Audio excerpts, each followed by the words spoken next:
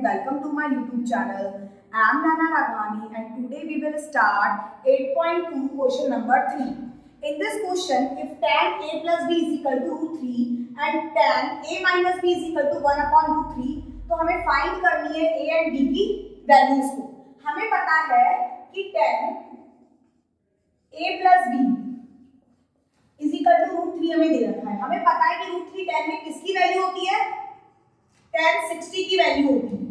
Okay, और tan a minus b किसकी value होती है, a माइनस b में 1 अपॉन रूट 3 वैल्यू होती है, रूट 1 अपॉन रूट 3 वैल्यू होती है tan 30 की. इट मींस हमें ये पता है कि जो हमारा a प्लस b है वो है 60 डिग्री और जो हमारा a माइनस b है वो है 30 डिग्री.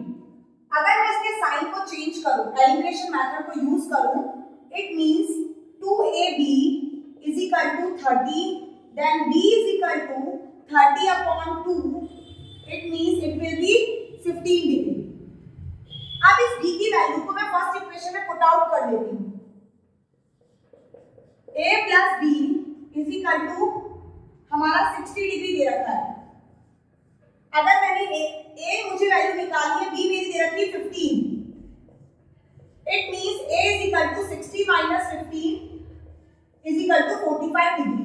यानी हमारी b की वैल्यू तो आ गई 15 एंड a की वैल्यू आ गई हमारी 45 degree. Now we will start question number 4. In this question state whether the following are true and false. First statement हमसे पूछा है कि sin a plus b is equal to sin a plus sin b. It means अगर मैं sin a plus b की value 90 मान लेती हूँ, यानी सिर्फ 90 की वैल्यू हमारी होती है 1, और अगर मैं sin 60 की वैल्यू देखूं तो होती है रूट 3 अपॉन 2, और sin 30 की वैल्यू देखूं तो वो होती है 1 अपॉन 2.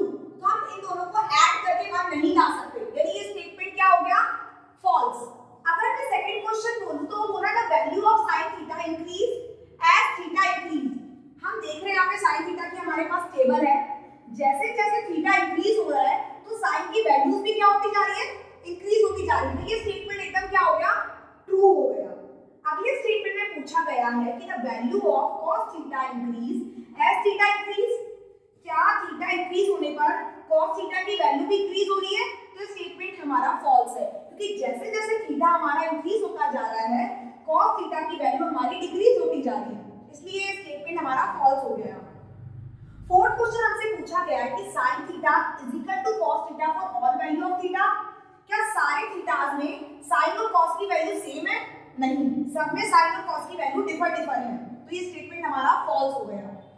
फिफ्थ क्वेश्चन में हमसे पूछा गया है कि cot A is not defined for A is equal to 0 degree. हमें पता है cot में 0 डिग्री में cot जो हमारा क्या रहता है, हमेशा नॉट डिफाइंड रहता है, तो स्टेटमेंट हमारा क्या हो गया,